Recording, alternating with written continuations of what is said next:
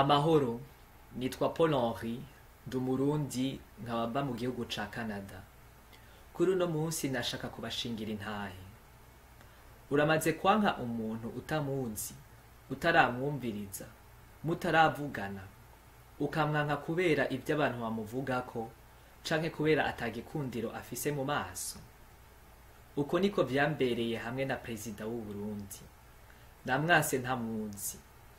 Gushika umunsi umwe navuze nti reka ndamwumvirize, reka ndamuha umwanya numve ivyo avuga. Irya mbere ndamwumviriza, nararondeye ico nomwagiriza kibi yabavuze ndabura. Rero ca mvuga nti reka mbandanye numviriza hafi, shakisha ikibi kumbure yovuga, cemeza ububi bwiwe n'ivyo bamuvugako. Ariko uko numviriza, uko naguma shakisha aho yotsitara mu majambo, niko nagenda ndumva ibinyuranywe n'ivyo namwibazako. Ntahura n'intumbero yiwe. Numva avuga ashigikira ubumwe mu Barundi, ashigikira amahoro, ashigikira iterambere. Rero ca ntangura kumubona ukundi. Isura ryiwe rirahinduka, ntangura kumukunda. Ndamukunda mwibanga. Ariko naciye mpura n'impambamyi imwe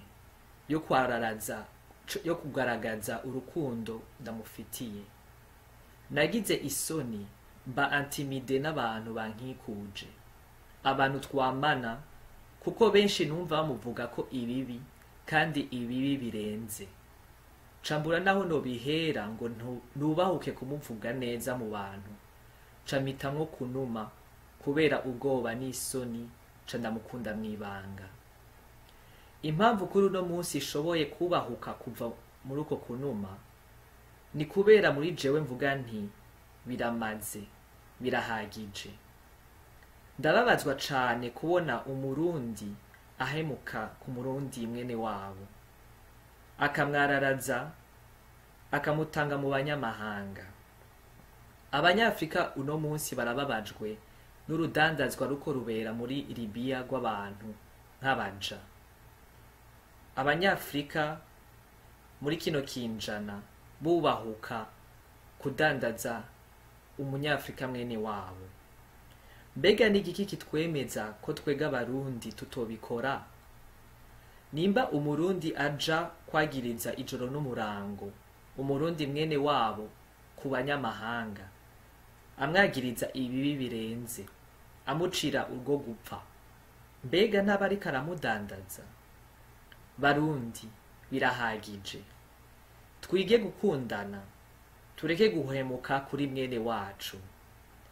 Erega abo banyamahanga nabo baraduhinyura iyo babonye twama turiko turagirizanya, turiko turisamburirako, twankana.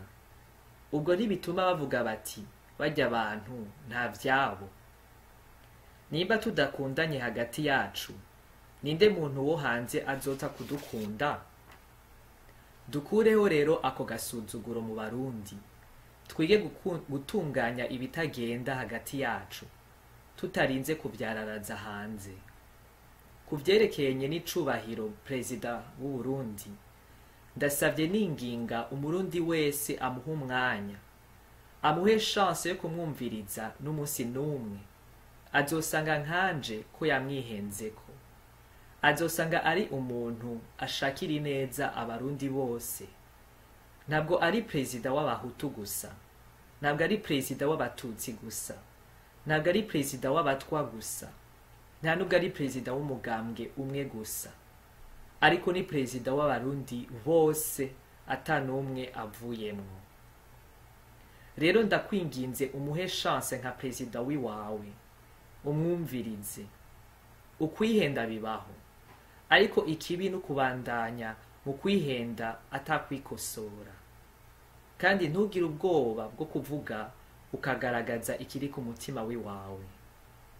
Niturahura canke turavugana nanye n'icubahiro Perezida Petero Nkurunziza, ndamubona kuri televiziyo canke nkamwumva kw'iradiyo, ariko ndifuza ko umunsi umwe tuzohura, kugira ubwa mbere ndamusaba ikigongwe, kubona naramwihenzeko igihe kirekire, kubona naramwiketse ikibi nkamubona uko atari, ubwa kabiri ndifuza kuzomubona kugira ndamushimire kubona yatumye nkunda igihugu canyibarutse akakinkundisha.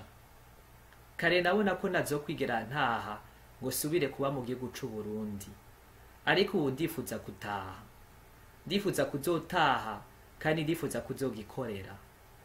Imana niyabishaka. Kubw'ibyo ndashimira perezida wiwanje kandi ndamwubaha ndanamukunda. Murakoze kuntega amatwi. Yari intahe yanje, intahe y'umurundi yahinduye uko abona perezida w'u Burundi. Imana ihezagira abarundi bose. Murakoze.